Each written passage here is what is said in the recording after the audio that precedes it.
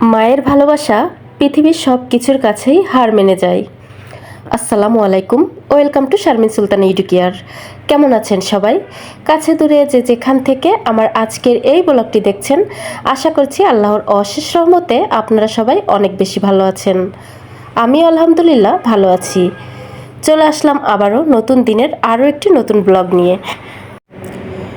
আশা করছি আমার আজকের এই ব্লগটি আপনাদের কাছে ভালো লাগবে। শরীরটা খুব একটা বেশি ভালো নেই, আসলে প্রচুর ঠান্ডা লেগেছে। ভয়েস দিতে গিয়ে আসলে মনে হচ্ছে খুবই কষ্ট হচ্ছে, তারপরেও কষ্ট করে ভয়েস ওভার করছি আর কি। তো এদিকে দেখুন, সকালবেলায় কিন্তু ভাত ভাজি করে নিচ্ছিলাম। তো দেখা যায় বরাবরের মতো কিন্তু আজকেও সকালের নাস্তা দিয়ে ভিডিওটা শুরু করেছি। তো গতকালকের ভুড়ি রান্না ছিল আর কি, বট রান্না। তো সে বট দিয়ে ভাবলাম, আর বেঁচে যাওয়া ভাতও ছিল, তো ভাবলাম এগুলো দিয়ে আজকে ভাতটা ভাজি করে নেওয়া যাক। তো এজন্য আমি কিন্তু সেই বট দিয়ে তারপর ভাতগুলো ভাজি করে নিলাম। আর ভাত ভাজিটা খেতে কিন্তু মাশাল্লাহ অনেক মজা হয়েছিল, কারণ এটার ভিতরে বট দেওয়া ছিল যার কারণে। তো এটার সঙ্গে কিন্তু আমি ডিমও পোস্ট করে নিব। তো এই যে দেখুন, ডিম নিয়ে আসছিল, তো আসলে এরকমভাবে যে ধুবো সেই সময়টা হচ্ছিল না। তো এখান থেকে নিতে নিতে ডিম কিন্তু খাওয়া প্রায় শেষের দিকেই হয়ে গিয়েছে। তো এখন এই যে এই ডিমগুলো কিন্তু আমি ধুয়ে নিচ্ছি একটা একটা করে আর কি। তো যাই হোক, ডিম আসলে ডিমে অনেক ধরনের জীবাণু থেকে থাকে, যার কারণে আমি দেখা যায় যে আমি কিন্তু ডিমগুলো ধুয়ে রাখারই চেষ্টা করি সব সময়। আর আজকে থাকছে রান্না বান্না দুপুরের, এগুলো নিয়েই আর কি আজকের ভিডিওটি। তো আমার বাবাটা কিন্তু অসুস্থ আর কি। হঠাৎ করে দেখছি ওর হাতে 2 দিন ধরে কি যেন হয়েছে আর কি। হাতের যে আঙুলটা আছে, ওই আঙুলটা না দেখছি হঠাৎ করে ফুলে গিয়েছে, আর সেখানে দেখছি পেকেও গিয়েছে। তো যার কারণে সন্তানের অসুস্থতায় কিন্তু কোনো মায়েরই আর কি ভালো লাগবে না, এটা আমরা সবাই জানি। কেননা সন্তান যখন অসুস্থ হয় তখন একটা মায়ের কিন্তু ভিতরে অনেক প্রকার আর কি যন্ত্রণা কাজ করে, কষ্ট কাজ করে, যে আমার সন্তানটা অসুস্থ, মানে স্বস্তি পাওয়া যায় না কোনো কিছুতেই, মনে হয় যে অস্বস্তি আর কি কাজ করে। তো ছেলেটা কিন্তু প্রচুর অসুস্থ, সাথে ঠান্ডাও লেগেছে, সব কিছু মিলিয়ে আমার বাবুটা খুব অসুস্থ, যার কারণে আসলে মনটাও ভালো না। আর ছেলেটার এরকম আঙুলটা হঠাৎ করে এরকম হয়েছে, এটা দেখে কিন্তু খুব খারাপ লাগছে আর কি। তো এদিকে দেখুন, আমি এর ভিতর আবার আমার রুমটাও একটু গুছিয়ে নিচ্ছি আর কি। বিছানাটা, বেডটা আর কি পরিষ্কার করে নিলাম। আর এরপর আমি এখন সকালের নাস্তাটাও করে নিচ্ছি। আমার বাবুকে নাস্তা করে দিয়েছি, আর হাজব্যান্ড তো নাস্তা করে অফিসে চলে গিয়েছে। তো সব শেষে কিছু কাজকর্ম করে তারপর এখন আমি নাস্তাটা করে নিচ্ছি। তো একটা ঘরে তো অনেক কাজ থাকে, এটা আমরা সবাই জানি। তো যাই হোক, আমার যেহেতু ছোট বাবু আছে, তো গত ভিডিওতেও বলেছি যে ছোট বাচ্চা নিয়ে আসলে কাজ করতে অনেকটা এমনিতেই সমস্যা হয়, তার উপরে যদি আবার বাচ্চা অসুস্থ থাকে তাহলে কিন্তু ছোট বাবু আসলে তার কাছ থেকে মনে হয় সরেও বসতে দেয় না আর কি। এই যে দেখুন, আমার বাবাটার হাতে এরকম হয়েছে, কিন্তু এখানে পেকে গিয়েছে। আসলে মোবাইলে ভিডিওতে ঠিক কতটা আপনারা বুঝতে পারছেন জানি না, তবে এই জায়গাটা কিন্তু একদম ফুলে গিয়েছে আর পেকে গিয়েছে। তো এজন্য খুব টেনশনে ছিলাম। তো ওকে নিয়ে কিন্তু ডক্টরের কাছে যাব আর কি।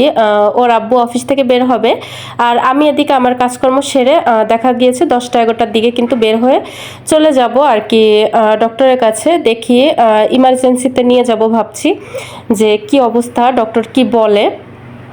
তো যাই হোক, এখানে কিছু ফল নিয়ে আসছিল, সেগুলো গুছিয়ে নিচ্ছিলাম। আসলে বললাম না যে মায়ের ভালোবাসা কিন্তু পৃথিবীর সব কিছুর কাছেই হার মেনে যাবে। এই যে আজকে আমার সন্তান অসুস্থ, এটা দেখে আমার কতটা কষ্ট লাগছে, বা আমার দেখা যাচ্ছে আমার বাবুটা অসুস্থতার কারণে রাতে ঠিক মতো ঘুমাতেও পারছে না। তো যার জন্য কিন্তু আমার হাজব্যান্ড, আমি জেগে থাকছি।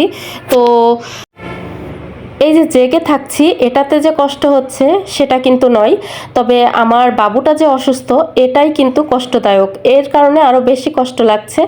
তো এটাই বললাম যে মায়ের ভালোবাসা পৃথিবীর কোনো কিছুর কাছেই আসলে তুলনা করা সম্ভব নয়। কেননা আমরা যখন ছোট ছিলাম, বা এই যে এখন পর্যন্ত মায়ের কাছ থেকে যে ভালোবাসা পেয়ে আসছি, এ ভালোবাসা সব কিছুর কাছেই কিন্তু তুচ্ছ। এ ভালোবাসা কোনো কিছুর সঙ্গেই তুলনা করা যাবে না। কেননা মা দেখা যায় যদি বাসায় গিয়ে মানে মায়ের বাড়িতে গিয়ে যদি একটু মুহূর্তের জন্য মাকে না দেখি তাহলে কিন্তু মনটা উতলা হয়ে যায়। আবার মা কিন্তু সন্তান গেলে তার সন্তানকে কি খাওয়াবে কি করবে এটা নিয়েই উতলা হয়ে যায়, কি বলবো। তো মায়ের ভালোবাসা তো মায়ের ভালোবাসা, এটার সাথে অন্য কোনো কিছুরই তুলনা হয় না। তো যাই হোক, এখানে এই যে রান্না বান্নাও বসিয়ে দিয়েছি। আজকে পেঁপে ভাজি করব আর কি, পেঁপে ঘন্ট। আর এই যে আমি ভাতটাও বসিয়ে দিলাম, যে ইদানিং আসলে আমি বললাম যে আমি চুলাতে ভাতটা রান্না করছি, আমি রাইস কুকারে ভাতটা কমই রান্না করছি। তো আমার প্রিয় আপু ভাইয়ারা, জানি না এখন পর্যন্ত আপনারা কারা আমার সঙ্গে আছেন আর কি। আরেকটি কথা, ভিডিওতে আসলে ভয়েস দিতে গেলে কিন্তু অনেক প্রকার ভুল হয়ে যায়, প্লিজ সবাই ক্ষমা সুন্দর দৃষ্টিতে দেখবেন। আর আমার রোডের সাইডে বাসা, যার কারণে আপনারা নয়েজ পেতে পারেন, সেটাও ক্ষমা সুন্দর দৃষ্টিতে দেখবেন। এদিকে এই যে দেখুন, আমি কিন্তু পেঁপেটা প্রথমে সিদ্ধ বসিয়ে দিয়েছিলাম, এই যে একটু লবণ আর হলুদ দিয়ে আর পানি দিয়ে দিয়েছিলাম। তো এটা যখন সেদ্ধ হয়ে গিয়েছে, এখানে আমি একটা শুকনা মরিচ, তারপর পেঁয়াজ, রসুন, কিছু গোটা জিরা দিয়ে দিয়েছি। তো আর দিয়েছি তেজপাতা। এগুলো কিন্তু এই পেঁপে ঘন্টটাতে দিলে না খুব ভালো লাগে আর কি। আমি এটা কিন্তু এই যে একটু ম্যাশ করে ফেলছি আর কি, খুন্তির সাহায্যে এটাকে একটু চেপে চেপে। আর এভাবে এটা একদমই কিন্তু ভাজা ভাজা হবে না। তো এভাবে খেলে পেঁপেটা কিন্তু খুব ভালো লাগে। আর আমি সঙ্গে মাছ ভুনা করে নিব। তো আজকে দুপুরের মেনুতে কিন্তু আমাদের এই সাধারণ খাবার এগুলোই। তো খেতে কিন্তু মাশাআল্লাহ খুবই ভালো হয়েছিল। তো যেটা বলছিলাম যে ভিডিওর এই পর্যায়ে আপনারা যারা আমার সঙ্গে আছেন, হয়তো অনেক নতুন আপু ভাইয়ারা আছেন। তো প্লিজ আপনি যদি নতুন হয়ে থাকেন, তাহলে আমার ভিডিওর কোথাও কোনো অংশ, আমার কথা বা কাজ কোনো কিছু যদি আপনার মনে এতটুকু পরিমাণ জায়গা করে নেয়, তাহলে আপনি কিন্তু আমার এই ছোট্ট চ্যানেলটার পাশে থেকে যেতে পারেন। আর অবশ্যই পাশে থাকা বেল আইকনটি প্রেস করে দিবেন। এতে করে আমি যখনই কোনো নিত্য নতুন ভিডিও দিব, আপনার মোবাইলে নোটিফিকেশন চলে যাবে, আর আপনি আপনার সময় সুযোগ অনুযায়ী দেখে নিতে পারবেন আমার ভিডিওটি। আর কাজটি যারা অলরেডি করে ফেলেছেন তাদেরকে জানাই অসংখ্য ধন্যবাদ।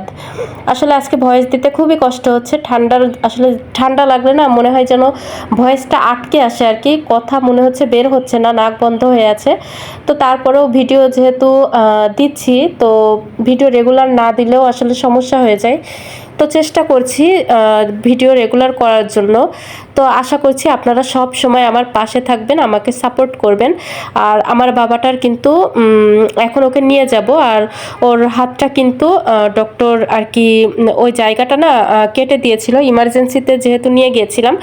তো ওই জায়গাটা কেটে তারপর ভিতরের যে ময়লাটা ছিল ওটা বের করে তারপর কিন্তু ওর হাতটা ব্যান্ডেজ করে দিয়েছে। আর 2 দিন পরে আবার ওকে নিয়ে যেতে বলেছে। এই যে বারাকা হাসপাতালে চলে গিয়েছিলাম। তো আজকের মতো এ পর্যন্ত। সবাই ভালো থাকবেন, সুস্থ থাকবেন। পরবর্তী নতুন একটি ভিডিও দেখার আমন্ত্রণ জানিয়ে আল্লাহ হাফেজ।